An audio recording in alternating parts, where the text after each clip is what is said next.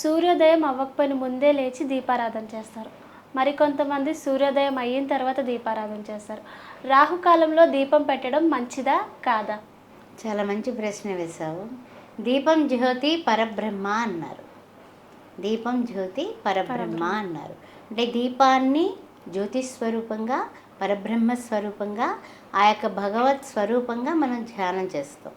కొంతమంది తెల్లవారుజామున బ్రహ్మముహూర్త కాలంలో లేచి దీపానికి నమస్కారం చేసుకుని, దీపం వెలిగించి దీపానికి నమస్కారం చేసుకుని 21 టైమ్స్ వీళ్ళు ఏం చేస్తారంటే ఓంకారం చేస్తారు. అంటే మన యొక్క నాభి స్థానం నుంచి ఈ ఓంకారం, ఆ ఓంకారంలో ఉండేటటువంటి ఏదైతే ప్రణవనాదం కదా ఇది, అది ఆ వైబ్రేషన్స్ మొత్తం ఇల్లంతాయే కాదు, అక్కడ ఉన్నటువంటివన్నింటికి కూడా పునీతం చేసి నీ శరీరంలో ఉన్నటువంటి 21,000 నాడీ మండలాన్ని అంతటినీ